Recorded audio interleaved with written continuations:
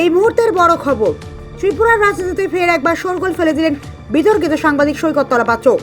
এক সময় যার মুখে শোনা যেত তীব্র সমালোচনা, আজ সেই প্রদ্যুৎ কিশোর মানিক্য দেববর্মা ও ত্রিপ্রাসাদের সংসারের পঞ্চমুখ তিনি।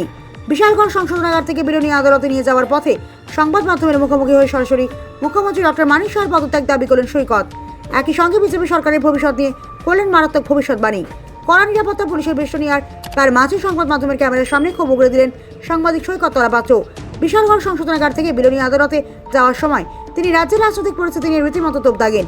এডিসি নির্বাচনের ফলাফলকে হাতিয়ার করে সৈকত বলেন, এডিসিতে সাফ 28-এও খাবে বাস। তার দাবি প্রদ্যুৎবাবু এবং ত্রিপ্রাসা রাজ্যকে বিজেপি মুক্ত করার সঠিক পথ দেখিয়ে দিয়েছেন। এডিসিতে সাফ 28-এ খাবে আরো বড় বাস।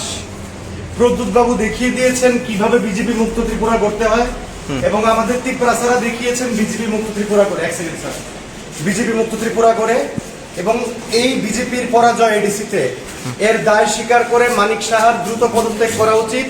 প্রতিমা ভৌমিক, বিপ্লব দেব যেই হোক, মানিক সাহার দ্রুত পদত্যাগ করা উচিত।